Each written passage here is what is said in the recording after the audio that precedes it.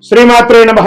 సద్గురు జ్యోతిషాలయం నుండి శ్రీ పరాభవనామ సంవత్సర ఉగాది పంచాంగ శ్రవణం మరియు ద్వాదశ రాశులకి ఎలా ఉందో మనం తెలుసుకోబోతున్నాం. ముందుగా welcome to spot news K27 TV ప్రేక్షక మిత్రులకి శుభాకాంక్షలు. శ్రీ గురుభ్యో నమః. నమస్కారం. అందరూ కూడా మీ యొక్క ఇష్టదేవాన్ని ప్రార్థన చేసుకోండి, మీ తల్లిదండ్రులకి ప్రార్థన చేసుకోండి. నూతన సంవత్సరాన్ని ప్రారంభిస్తున్నాం. శ్రీ పరాభవనామ సంవత్సరంలో కర్కాటక రాశి మిత్రులారా, మీకు ఈ సంవత్సరం ఎలా ఉంది అని తెలుసుకోవడానికి ముందు మీకు ఉగాది శుభాకాంక్షలు. ఈ పరాభవనామ సంవత్సరంలో కర్కాటక రాశి వారికి ధైర్యం, సహనం, ఆలోచనలతో ముందుకు సాగాల్సిన ఒక అద్భుతమైనటువంటి సంవత్సరం. కొన్ని పరీక్షలు వచ్చినా చివరికి చాలా అనుకూలంగా మారుతాయి. ఎన్నో రోజులుగా ఇబ్బంది పడి అష్టమ శని ద్వారా కానీ ఇబ్బందులు పడి పడి పడి పడి చాలు అనుకున్న వాళ్ళకందరికీ మీకు శుభవార్త చెప్పబోతున్నాను. Get ready. గోచార ప్రకారం శని భగవానుడు ఈ సంవత్సరం మీనరాశిలో 9వ స్థానంలో ఉన్నారు. అదృష్టం కొంచెం ఆలస్యంగా పనిచేస్తుంది. ధర్మం, ఆధ్యాత్మికత వైపుగా ఆసక్తి పెరుగుతుంది. గురువుల ఆశీర్వాదం పొందుతారు. ఆధ్యాత్మిక ప్రయాణాలు పెరుగుతాయి.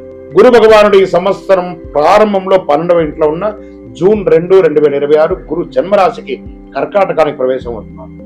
అక్టోబర్ 31, 2026 గురు 2వ ఇంటికి సింహరాశికి ప్రవేశం అవుతున్నారు. జనవరి 25, 2027 తిరిగి జన్మరాశికి ఫలితవుతున్నారు. గౌరవం పెరుగుతుంది గురు భగవానుడి వల్ల. కొత్త అవకాశాలు రాబోతున్నాయి. కుటుంబంలో ఆనందం వస్తుంది. సరే, రాహు కేతు గోచారం ఎలా ఉంది అని చూస్తే ఈ సంవత్సరంలో ప్రారంభంలో రాహు 8వ ఇంట్లో, కేతు 2వ ఇంట్లో ఉన్నారు. డిసెంబర్ 6, 2026 రాహు 7వ ఇంట్లో, కేతు జన్మంలోకి వస్తున్నారు. దీనివల్ల మానసిక ఆందోళన వచ్చే అవకాశాలు ఉంటాయి. సంబంధాల్లో కాస్త జాగ్రత్త, ఆధ్యాత్మికత పెరుగుతుంది. మరి పూర్తిగా దీన్ని విశ్లేషించుకుంటూ వెళ్తాం. ఎలా ఉంటుందంటే, ఫస్ట్ కుటుంబం తీసుకుంటాం. భార్య భర్తల మధ్య ప్రారంభంలో కాస్త సఖ్యత లోపం ఉన్న మధ్యలో చక్కగా అద్భుతంగా ఈ సంవత్సరం అంతా కూడా చాలా బాగుంటారు. అన్నదమ్ములు, అక్క చెల్లెలు, మీ యొక్క తల్లిదండ్రులు లేదా పూర్వీక ఆస్తుల దగ్గర నుంచి వచ్చి కూర్చున్నటువంటి ఈ కోర్టు కేసులు లేదా ఆస్తి తగాదాలు ఇవన్నీ కూడా కూర్చొని పరిష్కరించి కాంప్రమైజ్ అయితే ఎండ్ ఆఫ్ ద ఇయర్ లోపు మీరు అద్భుతమైనటువంటి ఫలితాలను పొందుతారు. ఇంకా ప్రేమికులకి వచ్చేటప్పటికి ఒకరి పట్ల ఒకరికి విపరీతమైనటువంటి అనుమానం, డామినేటింగ్ ఇవన్నీ కూడా తగ్గించుకుంటే అనురాగంగా ఉంటుందని చెప్పచ్చు. ఇంకా ధనం, వ్యాపారం ఎలా ఉంది అంటే అద్భుతం. అసలు మీరు ఊహకందనే విధంగా ఏప్రిల్ తర్వాత ఆర్థికంగా ఎదగబోతున్నారు. అసలు నాకు ఎన్నో డెట్స్ ఉన్నాయి కదా, నేను బ్యాంక్ లోన్కి అప్లై చేశాను, హౌసింగ్ లోన్కి అప్లై చేశాను, లేదా పర్మిషన్స్కి అప్లై చేశాను, అవన్నీ రాబోతున్నాయి. ఎన్నో రోజులుగా మీకు రావాల్సినటువంటి సొమ్ము ఉంది చూసారా, చాలా సతాయిస్తున్నాడు. పిలిచి మరీ ఇచ్చే సమయం ఆసనమైపోయింది. కానీ ఇక్కడ మీరు చేయవలసిందల్లా ఏమంటే కృతజ్ఞత చెప్పాలి. మీకు కాస్త ఎక్కువ ఏంటి ఆ నోరు, దాన్ని అదుపులో ఉంచుకోండి. అదొకటి అదుపులో ఉంచుకుంటే చాలా మంచిదని కూడా చెప్పచ్చు. దీంట్లో ఉద్యోగస్తులకి మంచి అవకాశాలు, మీరు కోరుకున్న చోటకి ట్రాన్స్ఫర్స్, ఇంక్రిమెంట్స్ ఇవన్నీ కూడా వచ్చే అవకాశాలు బాగా ఉన్నాయి ప్రభుత్వ ఉద్యోగులకి. ఇంకా ప్రైవేట్ రంగంగా ఉద్యోగం ఎదురు చూస్తున్న వారికి, ఉద్యోగం పోగొట్టుకున్న వారికి మంచి ఆఫర్ లెటర్స్ రాబోతున్నాయి. ఇంతకు ముందులాగా గొప్ప జీతాలు లేకపోయినా ఉద్యోగం లేకుండా మాత్రం ఉండరు. చాలదా? ఇది అలా బాగుంటుంది. విదేశాల్లో ఉద్యోగం చేస్తున్నటువంటి ప్రతి ఒక్కరికి కూడా ఇదొక మంచి అవకాశం. జూన్ తర్వాత మంచి అవకాశాలు రాబోతున్నాయి. అందులో కర్కాటక రాశి మిత్రులారు, మీరు కాస్త సంబంధాలలో మీ యొక్క దుడుకు స్వభావం వల్ల పోగొట్టుకున్నవన్నీ కూడా ఇప్పుడు పొందబోతున్నారు. ఇది ఒక మంచి అవకాశం కూడా చెప్పచ్చు. ఇంకా వివాహం కాని వారికి గెట్ రెడీ. పెళ్లి బలం వచ్చేసింది, గురుబలం యోగంగా వచ్చేసిందండి. ఒక రాజకుమారుడు, ఒక రాజకుమారి రాబోతుంది మీకోసం. అంటే వివాహం చేసుకునే ప్రతి దంపతులకి, నూతన దంపతులకి చెప్తున్నాను, కలకాలం కలిసి ఉంటానంటే మాత్రమే వివాహం చేసుకోండి. ఇది ఖచ్చితంగా నేర్చుకోవాల్సిన విషయం. ఎందుకంటే ఈ రాశి వారికి ప్రత్యేకంగా చెప్తున్నాను. ఈ మధ్య నేను జాతకంలో చాలా మందికి చూస్తూ ఉంటాను కదా, అందరూ కూడాను మిశ్రమంగా బిహేవ్ చేస్తున్నారు. సంబంధాలను కమోడిటీస్ లాగా వాడుకుంటున్నారు. అలా కాకుండా ఆనందంగా వాడుకోండి, చక్కగా మంచి దాంపత్యంలో ఉంటారు. ఇంకా ప్రయాణాలు, విదేశీయ ప్రయాణం, వ్యాపార ప్రయాణం, ఉద్యోగ ప్రయాణాలు, చదువు ప్రయాణాలకి ఇది చాలా ఉత్తమమైనటువంటి కాలం. పోస్ట్ మే తర్వాత చాలా అవకాశాలు ఉన్నాయి.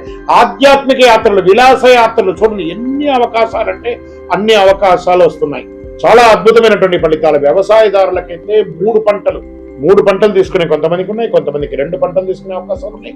అన్ని రకాల పంటలు ఈసారి కలిసి వస్తుందండి. ప్రత్యేకించి కిసాన్, జవాన్ ఇద్దరికి కూడా యోగ కాలం అని కూడా ఈ 2026-27 చెప్పబడుతుంది. చాలా ఇంకా వైద్య వృత్తి వారికి చాలా విశేషమైనటువంటి ఫలితాలు. డాక్టర్స్ లేదా హాస్పిటల్స్ వీటికి అందరికీ కూడా మంచి అవకాశాలు రాబోతున్నాయి. ప్రత్యేకించి రీసెర్చ్ చేస్తున్నారు చూస్తారా, ఈ రీసెర్చ్ వాళ్ళకి అందరికీ కూడా ఇది ఒక మంచి సంవత్సరం అని కూడా చెప్పచ్చు. స్పోర్ట్స్ వాళ్ళకి ఇది చాలా బాగుంది. కర్కాటక రాశిలో ఉన్నటువంటి వాళ్ళకి స్పోర్ట్స్ వాళ్ళకి ఇది చాలా మంచి అవకాశాలు బాగా కనబడుతున్నాయి. కళాకారులకి మంచి అవకాశాలు, ఇంకా ప్రింటింగ్ ఎలక్ట్రానిక్ మీడియా వాళ్ళు అద్భుతంగా ఉన్నారని కూడా ఇక్కడ చెప్తుంది. ఇవన్నీ బాగుంటే ఒక్కటి కొంచెం నెగిటివ్ చూపిస్తుంది, జాగ్రత్త. అదేంటి? ఆరోగ్యం. కడుపు సంబంధించిన ఒక శస్త్రచికిత్స కానీ లేదా ఈ కడుపుకు సంబంధించిన స్త్రీలకి పురుషులకి ఎవరికైనా కూడా అది చూసుకోండి. కొంతమంది ఆడవాళ్ళకి యూట్రస్ సంబంధించి PCOD ప్రాబ్లమ్స్ రావడం, ఇంకొకటి రావడం, ఇలాంటివి చేసుకోవడం. ఆహార నియంత్రణ ఉండాలి ఖచ్చితంగా. మీకు ఒకటే శత్రువు 2 రకాలుగా ఇబ్బంది పెడుతుంది. ఎవరంటే అది మీ నోరు. మీ నోరు అదుపులో ఉంటే సమాజంలోనో ఇంటిలోనో అందరూ బాగుంటారు. మీ నోరు అదుపులో ఉంటే, ఆహారాన్ని అదుపులో పెట్టుకుంటే మీ శరీరం బాగుంటుంది. ఈ రెండింటికి కారణం ఒకటే నోరు కాబట్టి దాన్ని జాగ్రత్తగా చూసుకోండి. చాలా జాగ్రత్తగా చూసుకోవాల్సిన విషయం. ఇంకా నక్షత్ర వారిగా ఈ సంవత్సరం ఎలా ఉందంటే, పునర్వసు 4వ పాదం, కుటుంబ సంతోషం, ధనలాభం, గృహ మార్పు అవకాశం ఉంది. పుష్యమి నక్షత్రం గౌరవం, ఉద్యోగ పురోగతి, పెద్దల ఆశీర్వాదం చాలాగా ఉంటుంది.